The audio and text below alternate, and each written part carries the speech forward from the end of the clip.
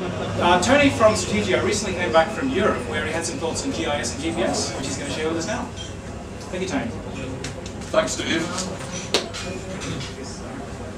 During the long time I've been in this industry, I've developed some pretty strong criticisms about how our industry handles itself and how it goes about its business. I think we do too much preaching to ourselves and patting ourselves on our backs. I think this egoism diverts us from getting spatial into mainstream business. Look around, you're all spatial. Where are the non-spatial people today? Tonight I'm going to quickly touch on a couple of examples I recently saw in Europe, all in tourism. We need to learn from other places in our world because this is where it's all happening. This is Culloden Moor, in the northwest of Scotland near Inverness. Here in 1746 the British Army defeated the Jacobites who were trying to put a Catholic king on the English throne. It's a windswept, featureless plain, not a good place to have a hand-to-hand battle, but let alone set up a modern high-tech museum. So the challenge was how to make this desolate moor interesting and compelling. The answer was to issue a GPS receiver to all who pay their £10 to enter the museum. After going through the museum, everyone's directed onto the moor with their receivers. I can't read what I've got written here. The receiver beeps as one walks around the points of interest, the headset giving you verbal information and letting you find out more information if you need it. That's it. Always one is able to get back to the original route and able to find out where you are. The route map itself is rudimentary, but you can divert from the fixed route whenever you wish.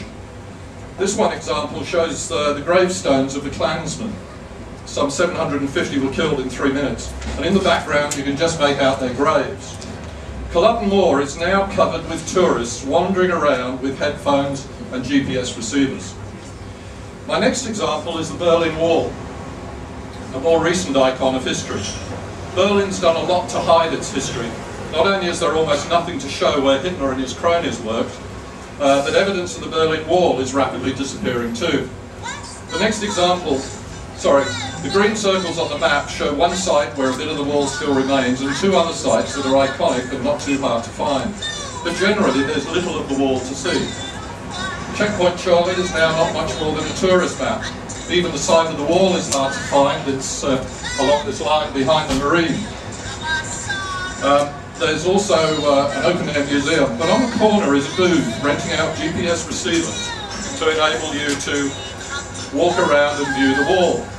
Just as at Culloden, the receiver points you in the direction of wall locations and historic sites, providing additional material when you need or want it. The difference, of course, is that instead of a single Scottish moor, this system has a whole metropolitan city to cover. Putting together a facility such as this is obviously requiring a great local knowledge as well as a whole range of technologies and material.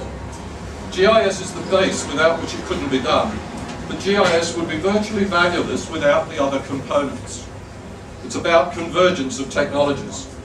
The system directs you to special sites such as the Brandenburg Gate, and it will even show you extra information. This is the historic information when the Russians and the American tanks were facing each other at Checkpoint Charlie. Visuals are generally in colour on the system, with the wall clearly marked together with adjoining buildings, both current and historic. Not only is this a great way to make the past come to life, it potentially signifies a great example of how spatial can revolutionise aspects of the travel industry. This next little piece comes from Heartbeat country in the Yorkshire Dales in the UK, which is using GPS to promote geocaching as a means of getting people closer to the countryside. This advert appeared in a local tourism promotion guide.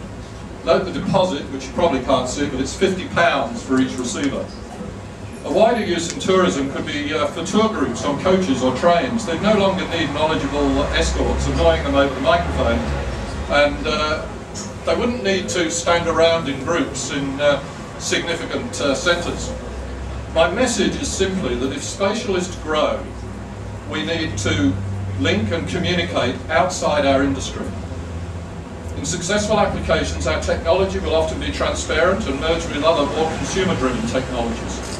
tourism has a great potential, and if anyone sees the opportunity here, I can deliver project management and a professional voiceover expert, my wife, to provide some of the skilled techniques. Just see me afterwards in the bar if you're interested.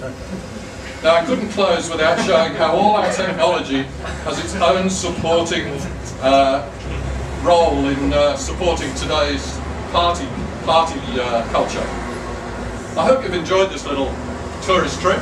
I think it really does give you an idea of some of the things that are going on in Europe. It's much more advanced than us. GIS is out there, but you never hear about GIS. You hear about the outputs.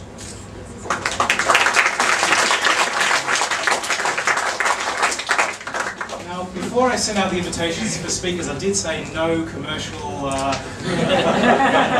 That's too late now.